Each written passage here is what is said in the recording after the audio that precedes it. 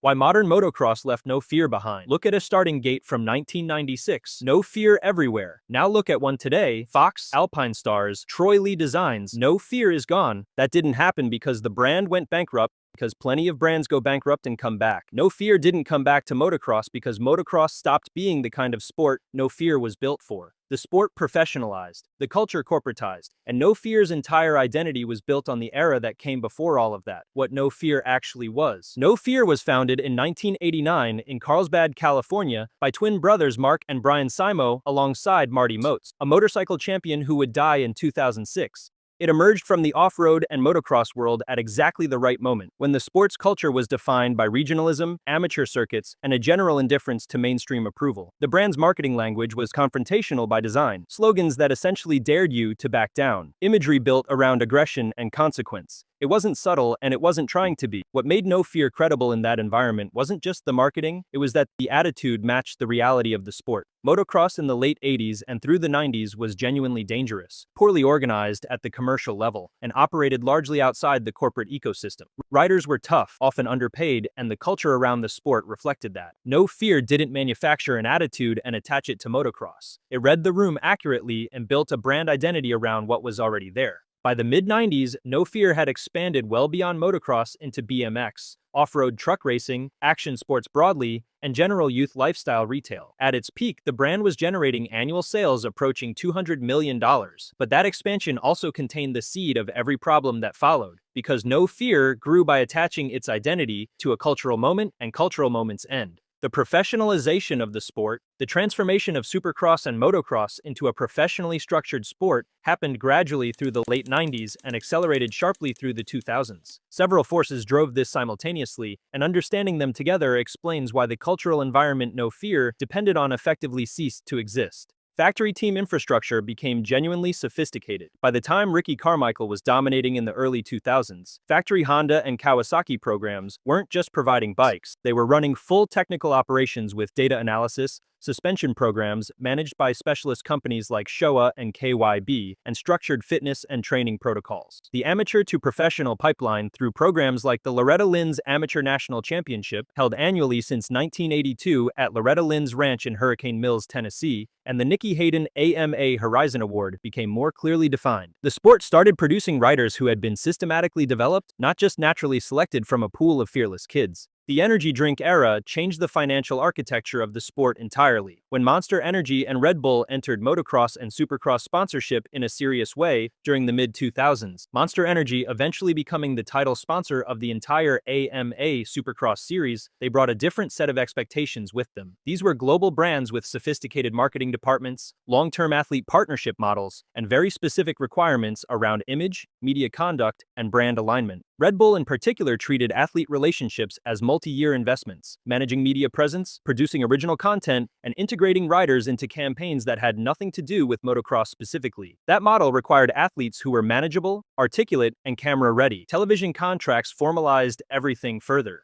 NBC Sports and Feld Motorsports have maintained an ongoing broadcast relationship with Supercross, culminating in a multi-year rights extension confirmed in October 2022 that placed the entire series across NBC, Peacock, USA Network, and CNBC. When the sport secured that level of consistent mainstream broadcast infrastructure, the commercial stakes changed permanently. Race promoters and sanctioning bodies were now accountable to broadcast partners who needed the sport to present professionally. That meant consistent messaging, sponsor-friendly presentation, and an overall image compatible with mainstream sports broadcasting standards. Social media completed the transformation. By the early 2000s, a professional supercross rider's digital presence was part of their commercial value. Sponsors didn't just want gate appearances, they wanted content, engagement, and reach. Riders were expected to manage their own platforms or have management doing it for them, and the content had to serve the brand relationships that funded their careers. The raw, unfiltered identity that characterized 90s motoculture became a liability in this environment, not an asset.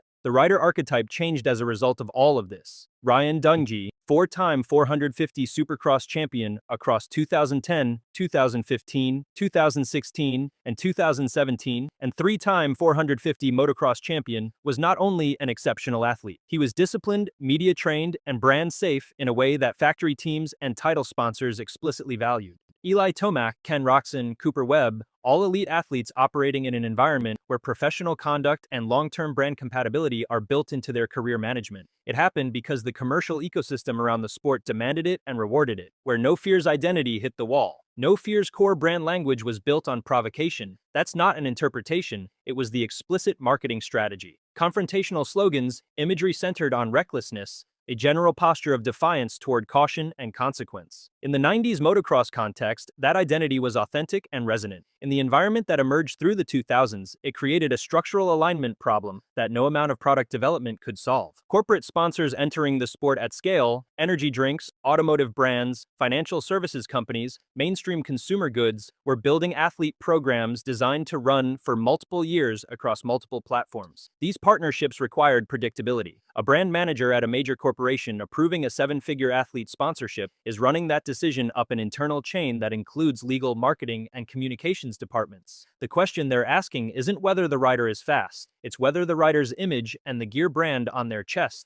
creates any risk to the corporate parent's reputation. No Fear's brand identity created that risk structurally, not because of any specific incident, but because the core message, aggressive, consequence dismissing, deliberately edgy, ran counter to what serious corporate partners needed from the athletes they were funding. You cannot be the face of a family-oriented automotive brand's "Pursue Your Passion" campaign while wearing gear whose marketing language is built around indifference to personal safety. The tonal mismatch isn't subtle. This is a different kind of problem than having a bad product or making poor business decisions. Fox Racing navigated the same cultural transition by gradually repositioning itself around performance technology and athlete achievement without abandoning its action sports roots. Alpine Stars, founded in 1963 in Asolo, Italy, with a history running from motocross boots to road racing to MotoGP airbag technology, had always operated with a performance-first identity rooted in measurable protection and racing technology. That credibility translated cleanly into the professionalizing Supercross environment. Troy Lee Designs built around design craft and rider relationships.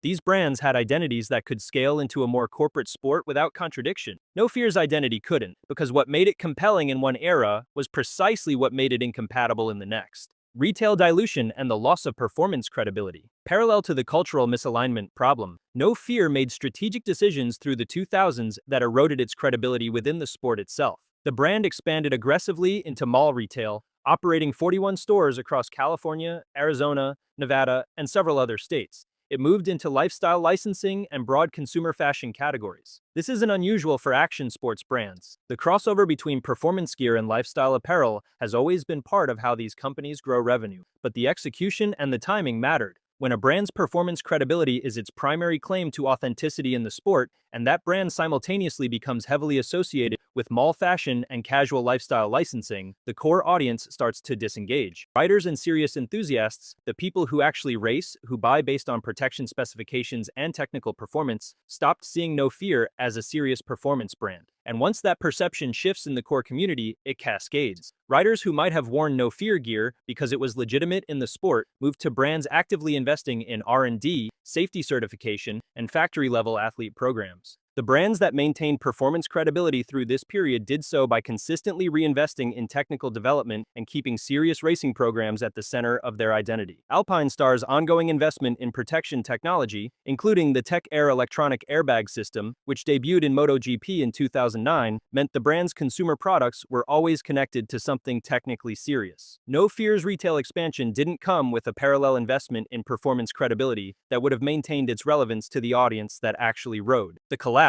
and what survived it. No Fear went bankrupt. The operating company that built the 90s motocross empire filed for Chapter 11 on February 25, 2011. The business that had been generating nearly $200 million in annual revenue, running 41 retail stores, and putting its logo on factory gates collapsed financially. That is not a footnote, it is what happened. What survived was the intellectual property. Sports Direct International, now known as Frasers Group, purchased the brand name and logo rights in August 2011. Under that ownership, No Fear was relaunched as a licensed retail label, sold primarily through Sports Direct's European chain network. That is why people see the name and think it came back. It came back as a logo. The company that built the brand's motocross credibility, the one embedded in rider culture, present on factory gates, shaping how the sport looked and felt, that company is gone. What exists today is a name attached to a retail licensing operation that has no meaningful presence in professional motocross, no factory athlete programs, and no influence over the sport's identity. But here is the part that matters most for understanding the full picture. The bankruptcy was real, and yet the sport had already been moving away from everything No Fear represented before the money ran out. The cultural displacement came first. The bankruptcy confirmed it. No Fear didn't lose motocross when it filed for Chapter 11. It had already been losing it for years as the sport evolved into something its identity was never designed to follow. The actual argument.